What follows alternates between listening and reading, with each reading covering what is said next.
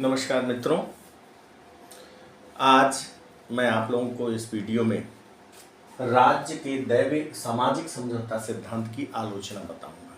कल मैंने आप लोगों को सामाजिक समझौता सिद्धांत बताया था।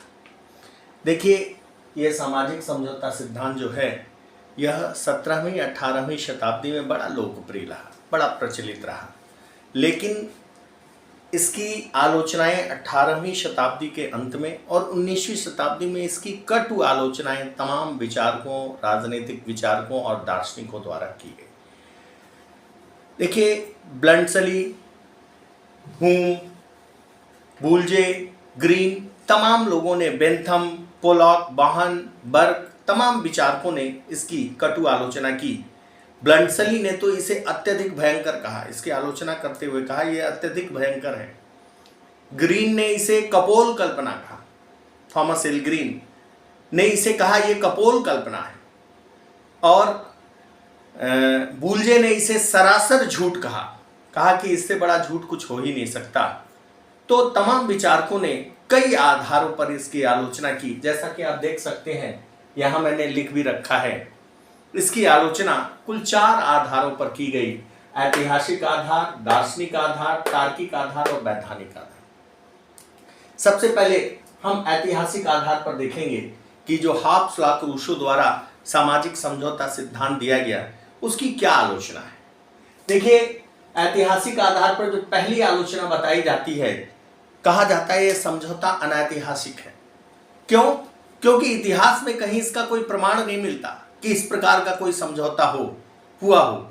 एक इतिहास में समझौते का प्रमाण मिलता है मेटाफ्लावर की संधि 1620 में, जब ब्रिटेन से जहाज पर लोग अमेरिका के लिए जा रहे थे, तो उस जहाज पे रहने वाले लोगों ने आपस में एक समझौता किया कि हम आपस में मिलकर एक राजनीतिक समाज के रूप में वहां रहेंगे। इसका तो प्रमाण मिलता है, लेकिन बाकी कोई ऐसा प्रमाण नहीं मिलता कि जब मनुष्य आया था उस समय समझौता करने के बाद ऐसी सरकार का गठन किया जिसमें हाब्सबर्ग और रूसो तीनों ने सामाजिक समझौते के माध्यम से राज्य की उत्पत्ति की बात की। इसलिए इस सिद्धांत की आलोचना की गई। दूसरी ऐतिहासिक आधार पर आलोचना की गई, कहा गया कि प्राकृतिक अवस्था की धारणा, यहां मैंने प्रा लिखा है, इसका अर्थ प्राकृतिक अवस्था है। प्राकृतिक की अवस्था की धारणा ही गलत। अगर आप देखें तो सामाजिक समझौता सिद्धांत के विचारकों ने 2 कालों में बांटा, एक प्राकृतिक अवस्था का काल और दूसरी सामाजिक अवस्था का काल। इतिहास में कहीं ऐसा प्रमाण नहीं मिलता कि किसी प्राकृतिक अवस्था में मनुष्य रह रहे हैं। शुरुआती दौर से ही मनुष्य जब प्राणी के रूप में थे, बहुत सारे प्राणी भी आप देखेंगे, बहुत सारे प्राणी भी एक समूह में रहते हैं। उसी प्रकार जब मनुष्य आया तो वो भी एक समूह में रहा। ऐसा किसी प्राकृतिक अवस्था की धारणा की बात किसी ऐतिहासिक ग्रंथ में या किसी प्रमाणिक ग्रंथ में नहीं मिलती, जिसकी कल्पना हाब्सबर्ग रूसो ने अपने सामाजिक समझौता सिद्धांत में की। तीसरी आलोचना की गई, कहा गया कि इन्होंने कहा कि राज्य का निर्माण हुआ है, जबकि आलोचकों ने कहा कि राज्य विकास का परिणाम है, निर्माण का नहीं। जो राज्य है वह विभिन्न चरणों में धीरे धीरे कर विकसित हुआ। परिवार से ग्राम, ग्राम से जनपद, जनपद से राज्य, नगर राज्य से राष्ट्रीय राज्य का आज का स्वरूप प्राप्त किया हुआ। और इन्होंने कहा नहीं, राज्य का समझौते के बाद निर्माण हुआ। यह धारणा इतिहास में कहीं कोई प्रमाण नहीं मिलता कि ऐसे सामाजिक समझौता करके राज्य का निर्माण किया गया हो। जबकि अगर ऐतिहासिक तथ्यों को खंगाले तो हर जगह से मिलता है, जिस प्रकार मनुष्य धीरे धीरे विकसित करके अपने आप को इस स्वरूप में आता है, उसी प्रकार धीरे धीरे समाज विकसित हुआ। परिवार से ग्राम बना, ग्राम से जनपद बना, जनपद से नगर राज्य और फिर राज्य का कॉन्सेप्ट आया। इसलिए इस सिद्धांत की आलोचना की गई ऐतिहासिक आधार। जिस प्रकार ऐतिहासिक आधार पर आलोचना की गई, उसी प्रकार दार्शनिक आधार पर भी आलोचना की गई, दर्शन के आधार पर। इसमें कहा गया पहला कि राज्य की सदस्यता ऐच्छिक नहीं है। इन्होंने क्या कहा, सामाजिक समझौता के विचारकों ने, कि समझौता करके हमने राज्य की सदस्यता ले ली। जबकि आपको पता है परिवार और राज्य, परिवार का ही बृहद रूप राज्य है। परिवार की सदस्यता ऐच्छिक नहीं होती, अनिवार्य होती है। ज्यों जन्म लिया आप परिवार के सदस्य हो गए।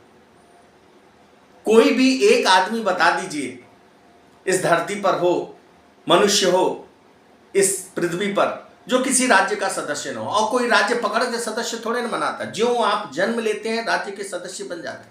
यानी राज्य की सदस्यता ऐच्छिक नहीं है कि मन करे इच्छा किया, समझौता किया, राज्य के सदस्य बन गए। ये कॉन्ट्रैक्ट वो वाला कॉन्ट्रैक्ट नहीं है कि गए दुकानदार से 5 रुपया दिया और सामान ले लिया, मन करे तो सामान खरीदा, मन करे तो नहीं खरीदा। ऐसा नहीं है कि राज्य अगर समझौता किया तो राज्य के सदस्य हैं, समझौता नहीं किया तो राज्य के सदस्य नहीं। यहां राज्य का सदस्य आप जन्म लेते ही बन जाते हो। इसीलिए कहा गया, आलोचना करते हुए सामाजिक समझौता सिद्धांत की, कि राज्य की सदस्यता ऐच्छिक नहीं वरन अनिवार्य है। अगली आलोचना दार्शनिक आधार पर की गई कि राज्य और व्यक्ति के संबंधों की अनुचित व्याख्या। जिस प्रकार परिवार में माता पिता, पिता पुत्र, पति पत्नी, इनके संबंधों की व्याख्या कोई नहीं कर सकता, उसी प्रकार राज्य और व्यक्ति के संबंध इतने कटु नहीं है, उनकी व्याख्या नहीं कर सकते। ये आपसी सामाजिकता का परिणाम है। वास्तव में राज्य मनुष्य की स्वाभाविक सामाजिक प्रवृत्तियों के परिणाम के फलस्वरूप राज्य आया। यहां राज्य और व्यक्ति के संबंधों की को इतना कड़वापन, इतनी दूरी पे दिखाया जा रहा है जो कि उचित नहीं है। वास्तव में राज्य और व्यक्ति के संबंध उस पिता पितृ के संबंध के बराबर हैं। जैसे पारिवारिक संबंध होते हैं, वैसे ही राज्य में जो नागरिक हैं और राज्य के बीच जो संबंध है उसी प्रकार का संबंध है जिसकी व्याख्या नहीं की जा सकती। अगली आलोचना की गई कि राज्य एक कृत्रिम संस्था नहीं। इन्होंने कहा कि राज्य एक कृत्रिम संस्था है, इसको बनाया गया है। और आपको पता होगा मित्रों कि जो चीज बनती है कृत्रिम होती है, आर्टिफिशियल होती है, वो नष्ट भी होती है। लेकिन राज्य बना नहीं, स्वाभाविक सामाजिक प्रवृत्ति का परिणाम है, विकास के परिणाम स्वरूप आया, उसका स्वरूप विकास के परिणाम स्वरूप आया। जिस प्रकार परिवार कृत्रिम संस्था नहीं है, उसी प्रकार राज्य कृत्रिम संस्था नहीं हो सकती। हम भी पैदा हुए, धीरे धीरे डेवलपमेंट करके आज अपने इस स्वरूप को प्राप्त किए हैं। उसी प्रकार राज्य को बनाया नहीं गया, क्योंकि जो चीज बनती है वो नष्ट हो जाती है, लेकिन राज्य विकास का परिणाम है, वो आया है, उसका स्वरूप बदलता रहता है। जैसे ये शरीर है, आत्मा हमारी नहीं मरती, शरीर आता है, शरीर चला जाता, शरीर समाप्त हो जाती है और फिर आत्मा दूसरे शरीर में प्रवेश कर जाती है। उसी प्रकार समय समय पर राज्य के स्वरूप बदले, लेकिन राज्य समाप्त नहीं हुआ। इसलिए कहा गया कि राज्य एक कृत्रिम संस्था नहीं हो सकती।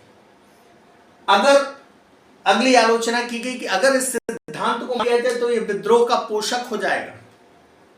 ऐसी अराजकता की स्थिति जहां हाब्स ने एक निरंकुश राजतंत्र की बात की, ऐसे निरंकुश राजतंत्र में निश्चित रूप से विद्रोह की भावना होगी, विद्रोह कर जाएंगे, जनता शासक के विरुद्ध विद्रोह कर जाएगा।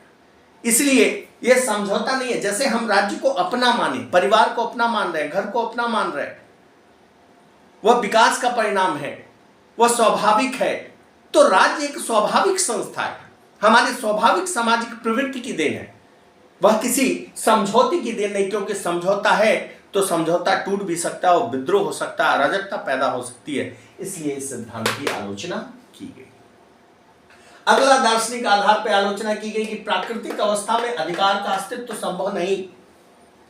अब देखिए, कहते हैं प्राकृतिक अवस्था में प्राकृतिक अधिकार थे,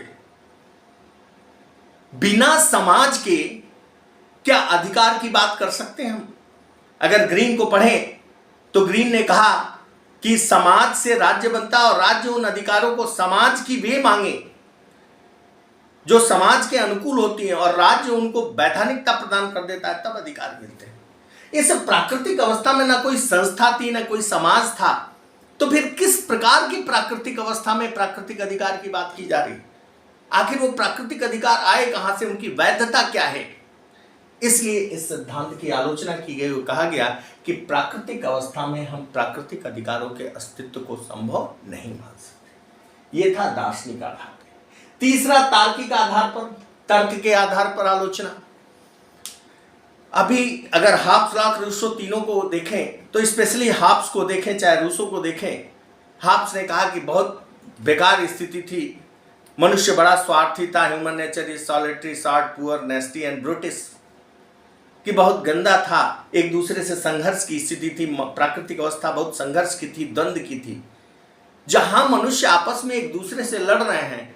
आखिर प्रश्न ये उठता है कि उनके अंदर ये चेतना आई कहां से कि अब हम लड़ाई नहीं करेंगे। आज बहुत लड़ाई की सिर उठ फट गया, रात में कहा कि नहीं अब लड़ाई नहीं करेंगे, एक दूसरे के साथ मिल कर रहे हैं। ये अचानक नहीं होता, ये चेतनाएं अचानक नहीं आती, धीरे धीरे बहुत सारे काल में विकास के रूप में यह व्यवस्था आती है। और इन्होंने कहा कि नहीं, वो जो मनुष्य बहुत खराब था, वह जो मानवीय स्वभाव था बहुत गंदा था, और वो प्राकृतिक अवस्था बड़े संघर्ष और द्वंद्व की अवस्था थी, और अचानक एक रात में परिवर्तित होकर समझौता करके हाब्स के लेवियाथन के आदेश का पालन करने के लिए सभी तैयार हुए। ये कहीं ना कहीं कल्पना लगती है, बल्कि मैं यूं कहूं तो ये तीनों ऐसे स्क्रिप्ट राइटर थे जो अपने उद्देश्य की पूर्ति के लिए एक फिल्म बना रहे थे, बढ़िया कहानी लिखी और अंत में अपने उद्देश्य की पूर्ति कर दी और उन कहानियों के हिसाब से पात्र को सेट कर दिया। तो वास्तव में अगर तार्किक आधार पर देखा जाए तो इस सिद्धांत की आलोचना की जाती है। और अगर यूं कहें, एक चीता एक जानवर होता है जो मौसम के अनुसार, एटमॉस्फेयर के अनुसार अपना रंग बदलता है। जैसे जाड़ा में उसका रंग थोड़ा डार्क हो जाता है, चूंकि प्रकीर्णन क्षमता डार्क कलर की होती है तो थोड़े जाड़े से रक्षा होती है। गर्मी में उसका कलर हल्का हो जाता है। तो चीते को भी रंग बदलने में समय लगता है, और यहां हाब्स का सामाजिक समझौता अचानक हो जाता है। अचानक समझौता कर लिया और अचानक वो जो मनुष्य खराब था, वो जो संघर्ष और द्वंद्व की अवस्था थी, अचानक समाप्त हो गई। इसलिए इस सिद्धांत को संदेह में रखा गया और इस सिद्धांत की आलोचना की गई। अगली और अंतिम आलोचना वैधानिक आधार पर, विधि के आधार पर, कि इसमें कहा गया कि प्राकृतिक अवस्था में, प्र का अर्थ प्राकृतिक अवस्था है, प्राकृतिक अवस्था में समझौता संभव नहीं। भाई देखिए, कोई भी समझौता तभी होता है जब कोई संस्था उस समझौते को, जैसे मान लीजिए मैंने आपसे कहा कि आप मुझे एक बिस्सा जमीन दे दीजिए, आपने कहा जाइए ले लीजिए एक बिस्सा जमीन, मैंने उनको कुछ पैसे दे दिए। अगर कोई कॉन्ट्रैक्ट नहीं हुआ तो आपका आने वाला, आप तो नहीं कुछ बोले चलो कोई बात नहीं, या आप ही बदल गए, या आपके आने वाला बेटा कहा नहीं ये जमीन तो हमारे नाम है। तो समझौता लिखित और किसी संस्था द्वारा प्रामाणिक होता है, और उस प्राकृतिक अवस्था में कोई संस्था थी नहीं जो उस समझौते को प्रमाणित करे। तो फिर प्राकृतिक अवस्था में समझौता हो कैसे सकता है? इसीलिए कहा जाता है कि इस सिद्धांत की आलोचना की गई। और अगली बात की जाए तो वर्तमान समय में यह समझौता मान्य नहीं। पता नहीं कब जिन लोगों ने समझौता किया वो तो चले गए, अब हम उस समझौते को मानने के लिए क्यों बाध्य हैं? वो कहा कि अंगूर हमारे पूर्वजों ने खाए, दांत हमारे खट्टे हो। आशीर्वादम की एक लाइन है कि अंगूर हमारे पूर्वजों ने खाए, दांत हमारे खट्टे हो।